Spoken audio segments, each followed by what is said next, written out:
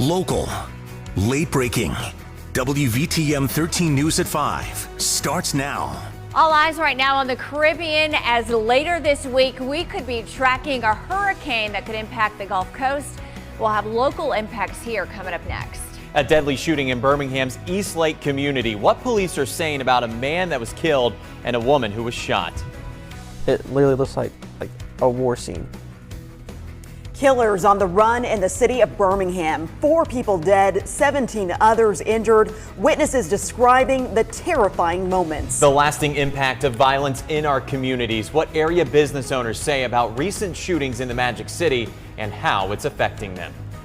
But we're going to start with all eyes on the Gulf this week as a storm is expected to grow and our state could be in the path.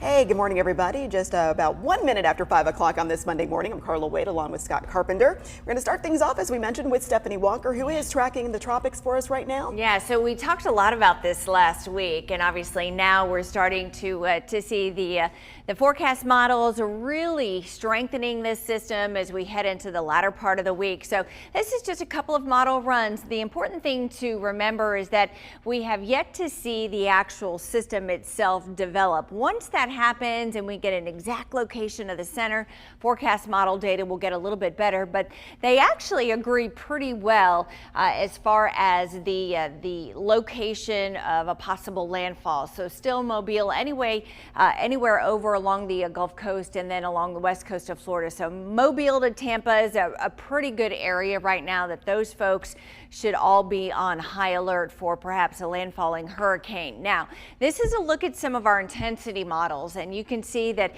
as we get into Wednesday and Thursday, a lot of the forecast models take this up to hurricane status, but some even up to a Category 3 or a major hurricane.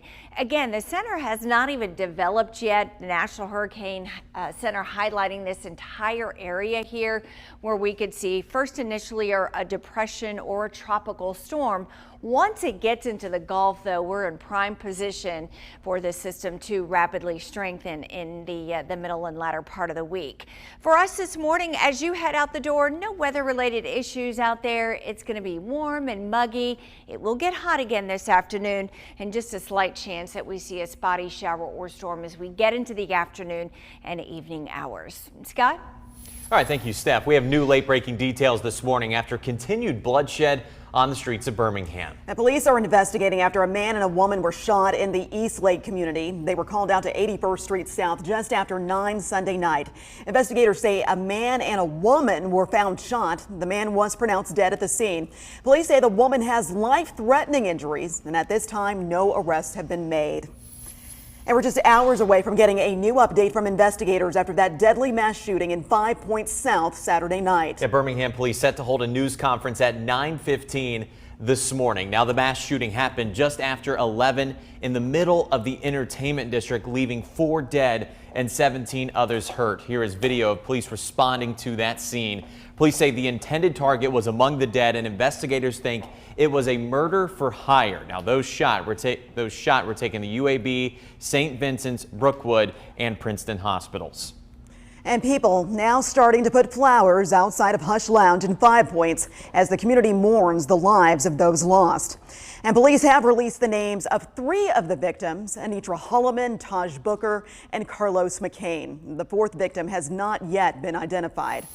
And this morning, we're learning what investigators think happened leading up to that mass shooting. Now, police say that a group of shooters jumped out of a car and then opened fire outside of the Hush Hookah and Cigar Lounge. And those gunmen are still on the run this morning. And in all, police say the killers fired 100 rounds of ammo. As of right now, no one is in custody. Do not tell me this is not solvable. And at the same time, do not tell me this is only on the police to solve. Elected officials, locally, statewide, and nationally have a duty to solve this American crisis, this American epidemic of gun violence. That there's Birmingham Mayor Randall Woodfin. He has been very passionate about his stance on illegal guns. Now, police believe Glock switches were used during this tragic shooting, giving gunmen the ability to switch between a semi-automatic weapon and a fully automatic weapon. And that is why BPD launched Operation Flip the Switch, which is an effort to get those exact kind of guns off the street. Mayor Woodfin calling for offenders to spend at least 10 years in federal prison. We should not allow people to just ride around with any style type of weapon that doesn't even belong on domestic streets. It should not be allowable, period. I don't care what your politics are. And State Representative Neil Rafferty, who represents part of the metro area, also reacting to the mass shooting. He says, "My heart is crushed as I think of the victims, their families and friends whose lives have been cut short or forever changed by another senseless act." He went on to say that we must focus on gun violence prevention, common sense regulation, education, and ensure responsible, safe gun ownership. There are 17 shooting victims who survived Saturday. Among them is Gabriel Eslami. Yeah, he was hit from behind when gunfire erupted outside the Hush Lounge. WVTM 13's Emma Owen joining us live in studio this morning. So, Emma, what emotions is he feeling as he recovers? Well, Scott and Carla, Eslami says he feels lucky, but also, of course, hurts emotionally, knowing he made it, but several others did not. Eslami expected Saturday to go much differently than it did. Before the shooting, he and his former classmates were enjoying a reunion, reconnecting over a picnic. After, they decided to go out together.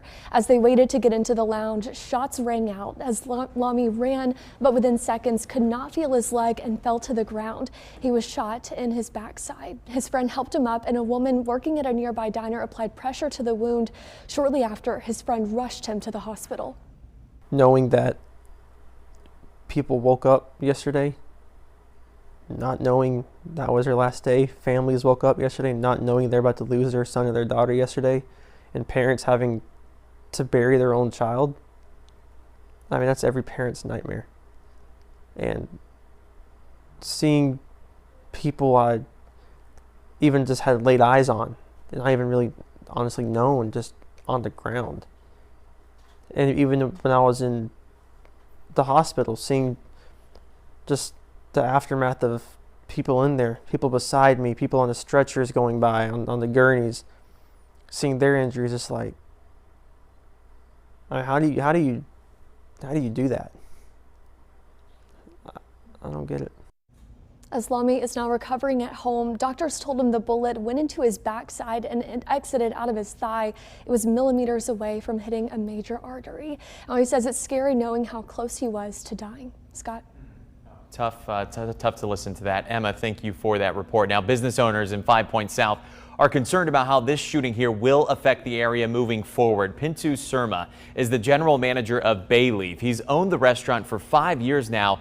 He says more than a dozen people called to cancel their reservations the night after the shooting. Surma says his community doesn't feel like home anymore. It used to be very nice before, like 2-3 years back. It was beautiful. It's very nice. Business was very good, but right now, I would say hellhole. Yeah, he hopes they can find answers for this string of violence. He wants 5 Points South to thrive once again. And we asked police if ShotSpotter played a role in that investigation into Saturday night shooting. They tell us there are no ShotSpotters in that area. But still, city leaders are touting that system as a crucial crime-fighting tool. But some of the nation's largest cities question the technology's accuracy, or they are dropping the service altogether. For more on the value of Birmingham's gunfire tracking investment, just click on this story on our website.